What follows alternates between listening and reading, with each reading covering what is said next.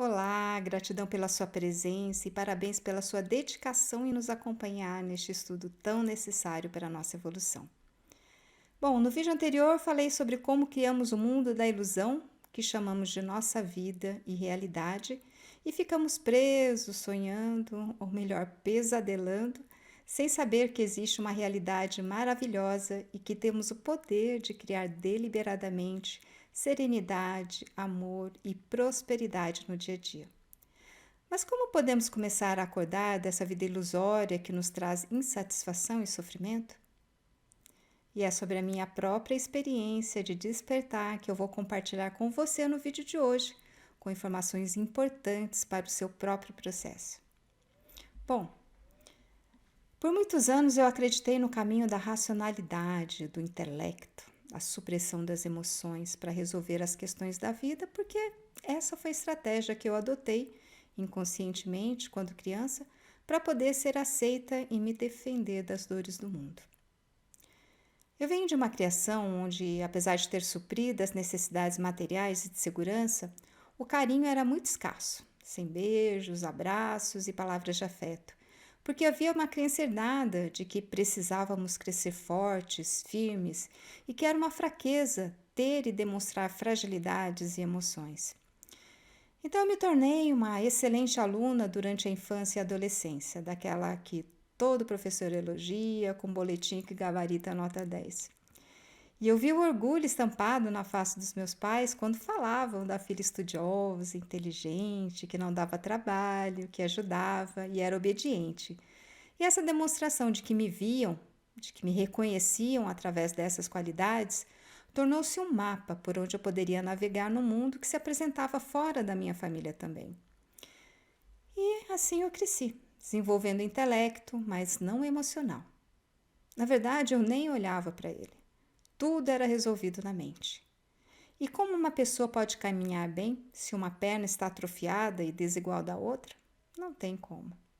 Então eu tive que criar muletas para poder caminhar na vida. Máscaras, defesas, crenças, mas sem nunca conseguir pular e correr livremente. A partir de um eu idealizado, criei um falso eu que usava para me apresentar ao mundo. Então, eu acreditava, eu tinha uma crença muito forte de que eu deveria ser uma mulher independente, inteligente, forte, prestativa, trabalhadora, enfim, uma boa pessoa. E é claro que essas qualidades me ajudaram a conquistar coisas na minha vida e me trouxeram um ganho, sim, mas não foram o suficiente para trazer realização.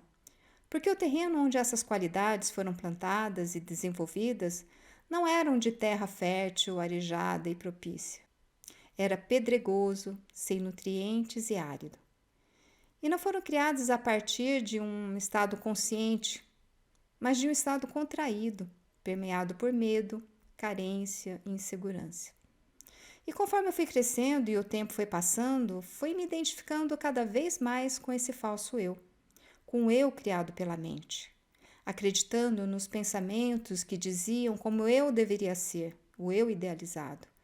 Os pensamentos diziam também o que as pessoas esperavam de mim, como eu deveria parecer aos outros. Falava das minhas limitações, assim como das minhas pretensas superioridades, porque eu precisava me sentir superior por causa da baixa autoestima e insegurança sobre mim mesma. Então, ser uma aluna que tirava nota 10, que tirava notas mais altas que os colegas da classe e que se destacava, era vital para mim na minha infância e adolescência. E quando eu me tornei adulta, apesar de por fora parecer ser uma pessoa que obtivera sucesso em sua vida, porque eu tinha uma ótima carreira, ganhava muito bem, tinha bens materiais, marido, filhas, enfim, tinha tudo o que as pessoas sempre esperam alcançar na vida. Só que por dentro permanecia uma sensação incômoda de vazio. E muitas vezes eu me sentia insuficiente, uma farsa e sem entender o porquê desse sentimento. Bom, mas diante do que eu acabei de falar sobre as minhas muletas, você já deve ter entendido de onde vinha essa sensação de ser insuficiente e incompleta. E essa percepção que eu tinha sobre quem eu era, baseada em todo esse arcabouço de crenças, limitações e racionalizações, trouxe muita dor e sofrimento, porque quase tudo que eu fazia estava desconectado do meu ser verdadeiro. Era motivado inconscientemente por condicionamentos, pensamentos de escassez e a busca desesperada, porém inconsciente, por reconhecimento, validação e segurança. E quando buscamos fora de nós a nossa segurança e felicidade, estamos dando um tiro no nosso próprio pé. Enfim, eu estava vivendo fora do fluxo da vida. E talvez você seja um pouco parecida ou parecido comigo, porque percebe que também está sentindo a falta de sintonia, que se manifesta como insatisfações nas mais diversas áreas da sua vida, profissional, amorosa, financeira e até mesmo espiritual.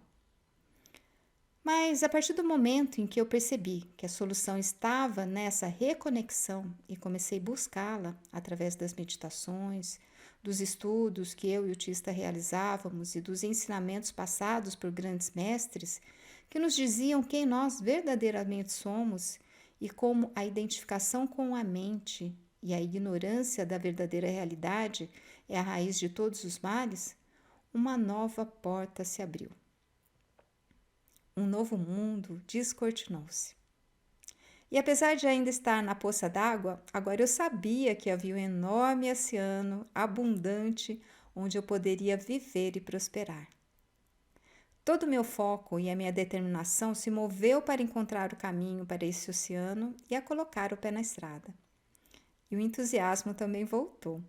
A própria jornada já era motivo de satisfação. Novas paisagens se descortinaram, novos encontros e, principalmente, a certeza de não mais estar sozinha. Comecei a me sentir preenchida. E esse foi um dos grandes benefícios desse novo caminho. Através das meditações, percebi e senti a existência da fonte universal, de Deus ou do universo. E que de fato não estamos desamparados e nem somos um fragmento isolado, perdido no universo. Apenas nos sentimos assim, acreditando que é verdade. Mas nós não somos assim. E esse é o grande engano que vivemos. Não somos o que sentimos e nem o que pensamos sobre nós. Por não estarmos conectados à nossa própria essência, conscientes de quem realmente somos, a sensação de estarmos perdidos faz com que nos agarremos a qualquer coisa que passe ao largo e que pareça ser uma salvação. Pessoas, situações, crenças, defesas, racionalizações. Mas a conexão com a nossa essência passa por primeiro compreendermos que não somos quem pensamos ser, o que está condicionado na mente, porque a mente está ligada ao mundo material, ao senso comum distorcido e a percepções equivocadas. Isso é muito importante saber. Você definitivamente não é quem pensa ser. Talvez você nem mesmo pense sobre quem seja, mas acredita na sua narrativa de vida, na história que conta a si mesmo e aos outros, no que a voz na sua cabeça diz sobre você, sobre suas qualificações ou desqualificações. Então, preste atenção ao que diz a voz na sua cabeça. E abra essa janela tendo consciência de que você não sabe quem é em essência e deixe a luz da consciência entrar por ela. Saber que você não é quem pensa ser pode ser até um pouco perturbador para algumas pessoas, mas se olhar por outro ângulo, verá um frescor, uma aventura, uma nova possibilidade, uma oportunidade de recomeço. E nesse novo beabá que estamos traçando com você, a desconstrução de quem somos é essencial. Não importa se o novo eu ainda não foi visto ou sentido, mas é preciso criar um novo alicerce, mesmo que não saiba ainda detalhes sobre a nova casa que será erguida sobre ele. E essa desconstrução começa por perceber que, em essência, você não é seus pensamentos, seu corpo e muito menos a sua mente. Você é algo muito além, mesmo que ainda não saiba ou sinta o que seja. Como você sempre viveu pensando, analisando, julgando, com a mente constantemente ativa, com pensamentos sobre o que fazer, o que deveria ter feito, revivendo memórias ou projetando situações futuras, você entendeu que essa era a sua realidade interna. Porque também ninguém nunca te disse o contrário. Como o sapinho na poça d'água que acreditava que era o único lugar onde ele poderia viver. E assim como você, a grande maioria da humanidade também está condicionada a pensar e enxergar o mundo como se a única coisa que existisse fosse a poça d'água, porque ela não sabe que o oceano existe. Então, o que se fala, o que se ensina, o que se pensa, as soluções dos problemas, o que se deseja, são todos realizados dentro do universo da poça d'água, mantendo-se e reforçando a realidade da poça. Todos lutando para a água não secar, competindo por espaço e recursos, com medo da escassez e guerreando pelo poder.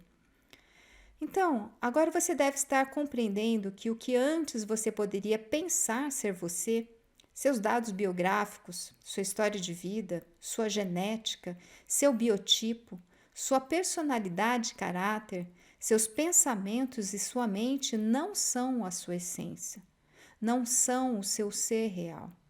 São apenas fatos que ocorreram durante a sua existência e roupas e adereços que foram criados para você estar e interagir nesse mundo com base nos conhecimentos e aprendizados que lhe foi possível adquirir. Mas eu te afirmo que você é muito maior. Você é a manifestação da consciência de Deus. Essa consciência é a única realidade que existe. Tudo mais são interpretações limitadas pela mente condicionada e pelos sentidos físicos também limitados. Não podemos sequer imaginar porque a mente não tem essa capacidade de poder conceber essa realidade última. Mas querer ver e entender não é o importante nesse processo. Esse é um truque enganoso da mente para te manter em dúvida e inseguro. Outro truque da mente é idealizar como será essa realidade, como será essa conexão, o que você deseja sentir ou experimentar quando essa união se estabelecer.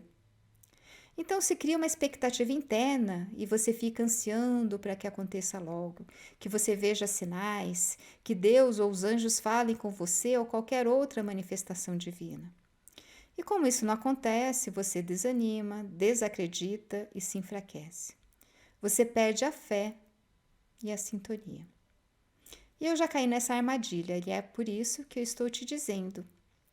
Esses tipos de pensamentos são totalmente inúteis e só atrasam o seu processo, porque te mantêm aprisionado na pequena poça.